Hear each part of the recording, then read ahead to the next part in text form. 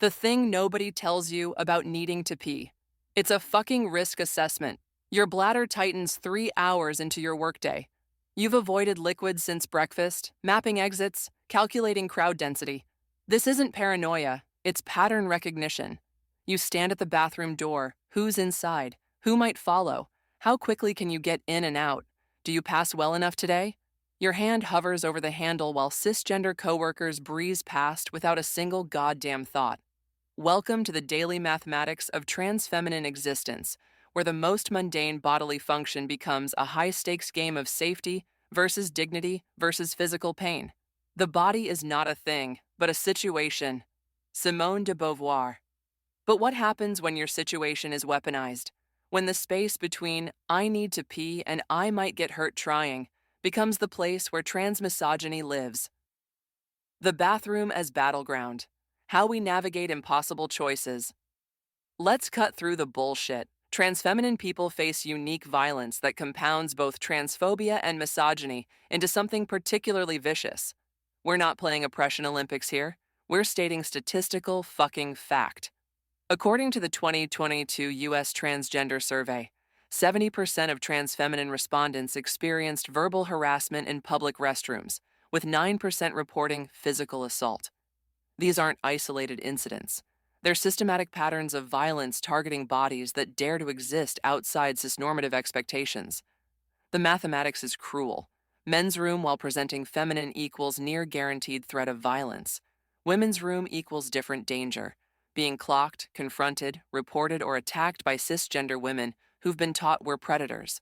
Every bathroom break requires choosing between two forms of harm, then living with whichever violence you've calculated as survivable. I developed 3 UTIs in 6 months. One transfeminine friend told me. I stopped drinking water at work. Physical pain felt safer than the bathroom. This isn't uncommon.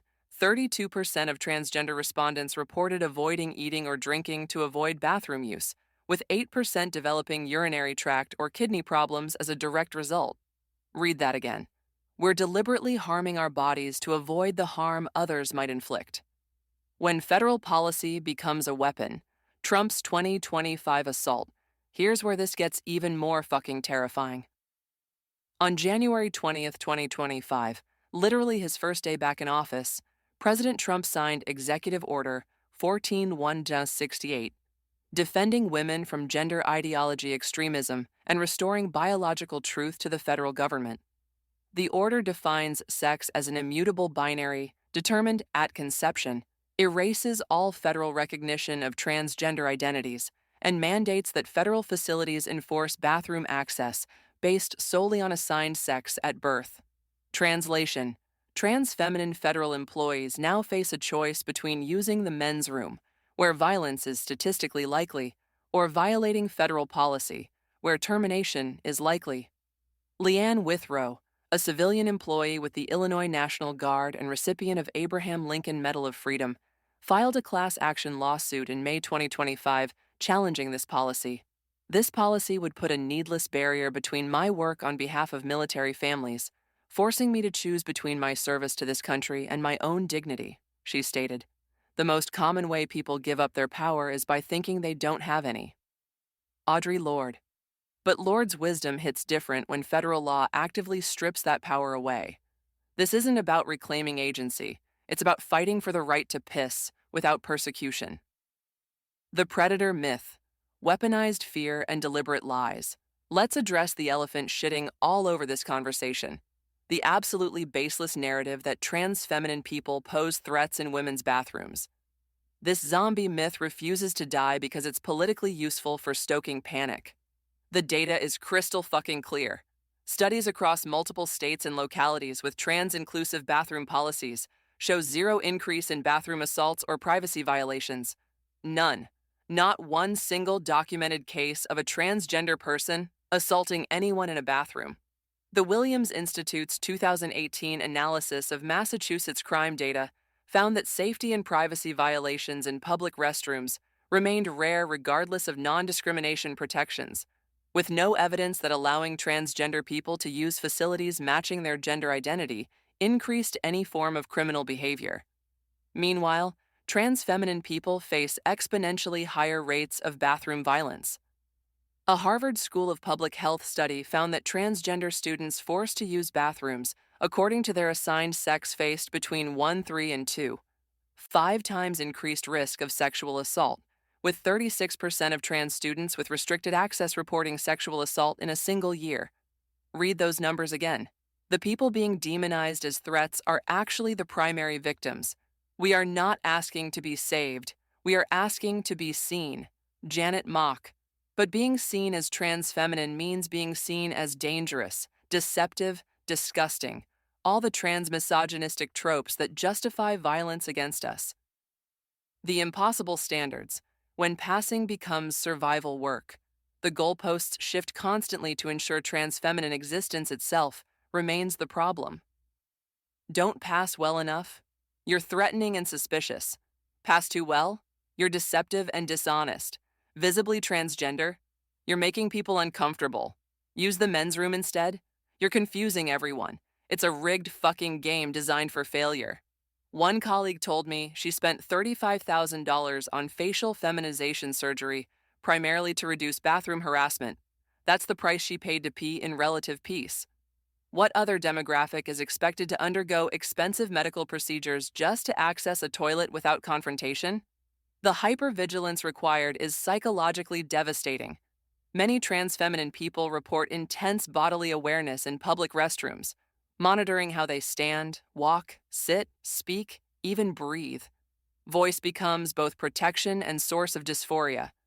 Physical characteristics that don't align with cis-normative femininity, hands, height, shoulders, facial structure, become potential tells that could trigger harassment.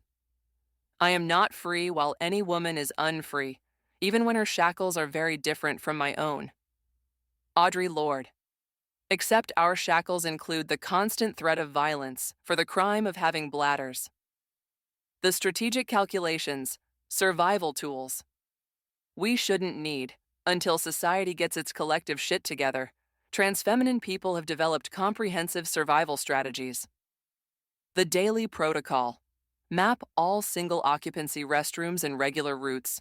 Restrict liquid intake for hours before leaving home. Use bathrooms only in groups when possible. Prepare verbal scripts for potential confrontations. Time bathroom visits during less crowded periods. Identify supportive businesses that offer gender-neutral facilities, apps like Refuge. Restroom have become essential tools, providing crowdsourced databases of safe bathrooms nationwide. Community chat groups warn about hostile locations. We've built entire networks around the simple act of urination. We keep each other safe because nobody else will. A trans feminine activist told me, the bathroom is where our community solidarity becomes most literal and most necessary. This shouldn't be necessary. These are band-aid solutions for a problem requiring systemic change, but they're the reality we navigate every single day. What we actually need, beyond the binary bullshit, the solution is devastatingly simple. More gender-neutral bathrooms. Period. End of fucking discussion. They solve this problem immediately and benefit everyone.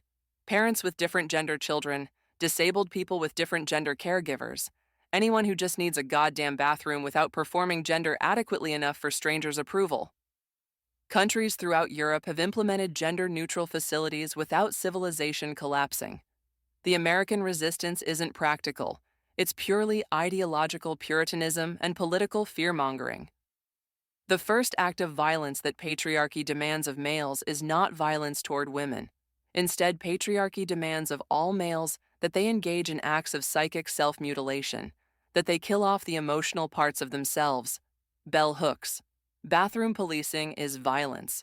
Forcing trans feminine people to calculate survival with every bodily function is violence. Creating policy that increases sexual assault risk is violence.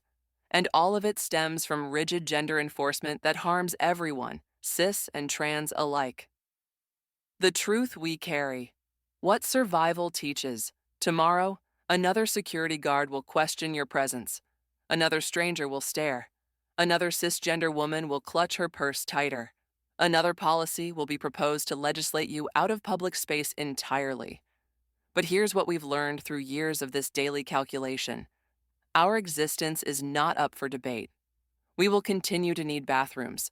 We will continue to deserve dignity. And we will continue to fight like hell for a world where everyone can pee in peace without fear, without calculation, without choosing between safety options that all include potential harm. This isn't about special treatment. It's demanding the bare minimum of human dignity. Because at its core, bathroom restrictions aren't about bathrooms at all. They're about whether transfeminine people deserve to exist in public space. And if your answer involves conditions, standards, or sufficient passing privilege, then admit you don't want us to exist at all. At least have the courage to be honest about your bigotry instead of hiding behind concern trolling about women's safety while actively increasing violence against the most vulnerable women in these spaces. Us. We're still here. We're still pissing. And we're not going anywhere. Sources: Williams Institute, UCLA School of Law, 2025. Safety and Privacy in Public Restrooms and Other Gendered Facilities. Retrieved from Williams Institute, Law UCLA Edu, James S.E. et al., 2024. 2022 U.S. Transgender Survey, Murchison, G.R. et al., 2019. School restroom and locker room restrictions and sexual assault risk among transgender youth. Pediatrics, Harvard T.H. Chan School of Public Health. 2 Executive Order, 14168, Defending Women from Gender Ideology Extremism and Restoring Biological Truth to the Federal Government, January 20, 2025. Withrow v. Trump et al., U.S. District Court, May 2025. American Civil Liberties Union.